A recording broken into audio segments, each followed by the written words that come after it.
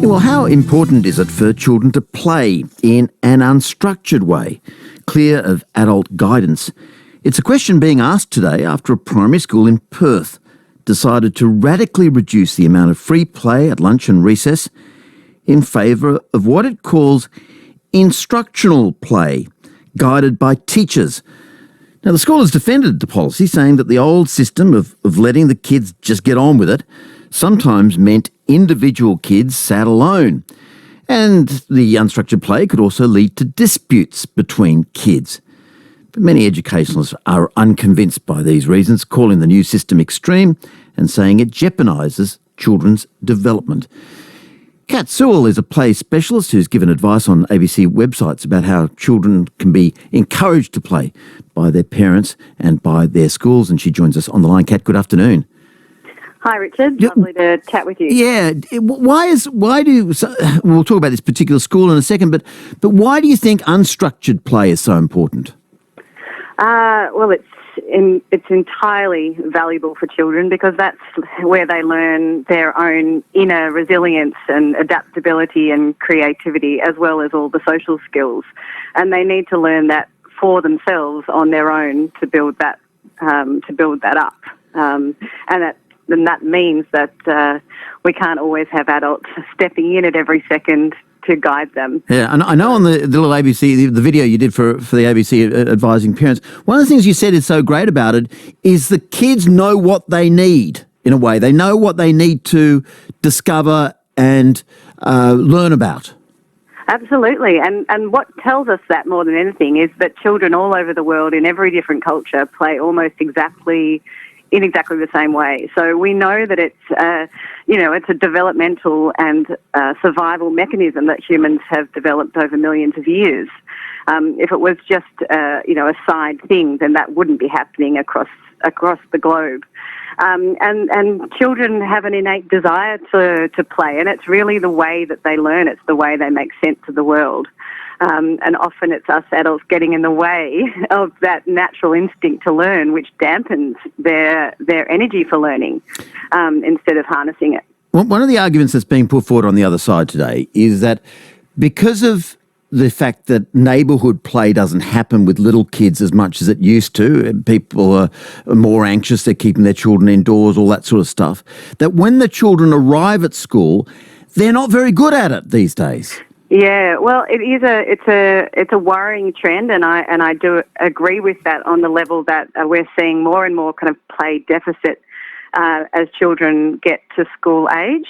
But I would say that the answer to that is not less play, it's more play. So those children haven't had enough time with other children, they haven't had enough time with unstructured play. And the only way they're going to learn to do that is through more play rather than less. Because if they only ever got adults intervening in the way that they, even in a social dispute, then what happens when they're older, when they're adults, when they're teenagers, and there's a social dispute that's happening and they're expecting some other entity to come in and solve it for them. Children need to develop that within themselves. Kat Sewell is here. I wonder if you agree with what she's saying. Maybe you'd like to give us a call. Maybe you've seen from afar your own kids having these learning experiences, solving a dispute, learning how to interrelate to another child, developing things in their own knowledge base by playing in this unstructured way. Maybe you can tell us about it. 1300 222 702. Do you agree with Kat that it's kind of vital that it's not structured all the time, and it's not guided by teachers or parents all the time? 1300 222 702. Now, let me play devil's advocate and say some of the things the school is saying today in defence of itself. They say it begins with the point that some kids are left sitting alone, with their play lunch on the bench. Then they don't know how to join in the group. And they say the advantage of having structured play is the teacher obviously can make all the kids play together. Yeah, well, I think there's a couple of points here. So one is that some children may benefit from some level of guidance from adults in some ways. What I'm worried about is that we're doing a blanket ban for free play for the entire school community, and it's every single recess and lunchtime that this guidance is happening. So if it was, for example, one lunchtime session a week where some teachers were facilitating some games and kids who needed a little bit more help with learning those rules might want to join in, and it's their choice to join in to learn those, or we might have a targeted group of children who we see are developmentally lacking in those social skills or in other ways, and we could involve them in the group, but they need time to practice that in a free way, and they need time to practice that of their own volition. In other words, once you've taught them, you've got to let them actually practice what you... Exactly. Yeah. Well, what about this other point they made was that, if we let the kids just go at it, by the end of play lunch or at the end of recess, there are disputes between them. So I've seen this in schools a lot, and to be honest, a lot of the time that is to do with the play space and the structures and the materials that are offered, less than the children themselves. So a lot of playgrounds in schools are very barren, and if you don't like sport or don't like climbing on the monkey bars, there's not much for you to do.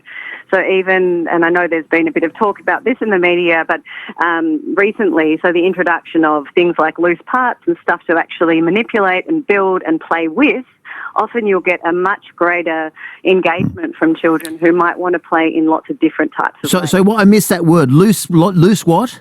Loose parts. So just any objects that you can manipulate in different ways. And the more open-ended they are, the better. So the classic example of the cardboard box that can be used in so many different ways. If you have materials that are around in the schoolyard that they can actually start to manipulate and create their own worlds with, you'll find that children are way more engaged. Well, there used to be a bit, I think it's run out of steam now because of health and safety and other... There used to be a big adventure playground movement, didn't they? And that was the kind of idea. There might be an adult there to make sure, kids didn't do anything too dangerous, but basically it was just a woodyard full of stuff and they would build cubbies out of it. Yeah, and I'm a massive advocate for that. There's only 2 left in Australia, and they're both in Melbourne. But in lots of countries in the world, we're finding that adventure playground is in the rise. And I think actually, you've touched on a very important point: is that children's development and happiness is being squashed by the fear of litigation and people being overly protective and worried about a scratch or a broken arm. Kids are going to hurt themselves in all sorts of ways.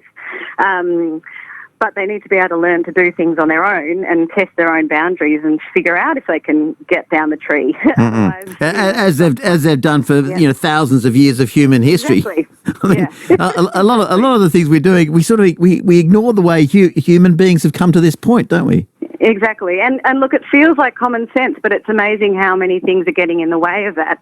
And then coupled with the fact that so many kids have extremely structured lives outside of school, they're doing classes for this and that, so they're not necessarily getting that open, relaxed play, free time out of school hours. So if we're cutting it back in school hours, then, chances are these children aren't getting enough to be able to develop to their full potential. Yeah, we're talking to Kat Searle. She's a play specialist at this primary school in Perth. Creates a big talking point today among educationalists. They've decided to strictly limit the amount of free play to about 15 minutes, and the rest of the time in recess and lunch, there'll be teachers guiding the play. They call it instructional play.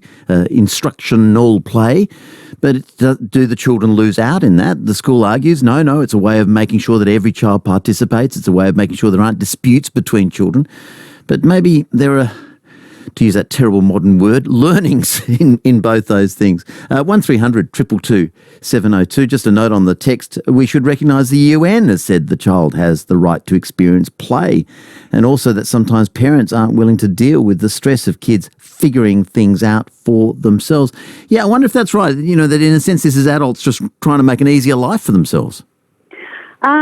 Yes.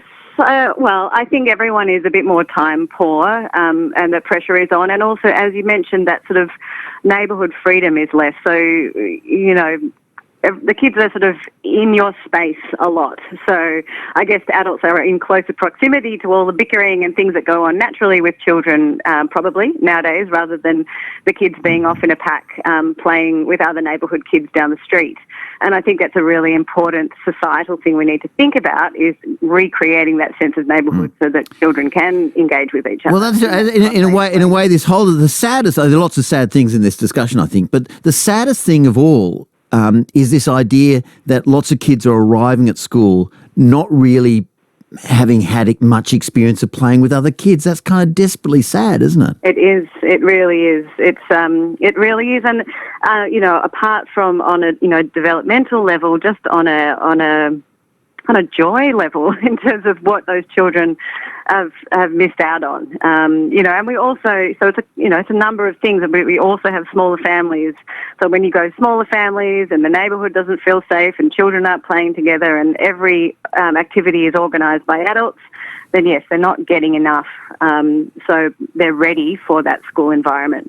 Yeah, Kat, thank you so much for talking to me this afternoon. My absolute pleasure, Richard. There you go. There's Kat Sewell, a play specialist. Let me just take a call from Jenny, who's on the line. Hi, Jenny. Hello, how are you? Yeah, good. Do you agree with Kat? Look, I do. I run an organisation that operates out of school hours care, and the unstructured play is really important. I see out of school hours care as the children's new backyard, actually, and giving them that opportunity to socially engage, to critically think about how they solve problems. We know it's really important for their development. Yeah, and not having to reach out to an adult to sort every dispute. Yes, and you can watch them and help them at times to think about how they might solve a dispute, but it's their job to learn those skills and our job to support them where needed. But we want them to have that unstructured play.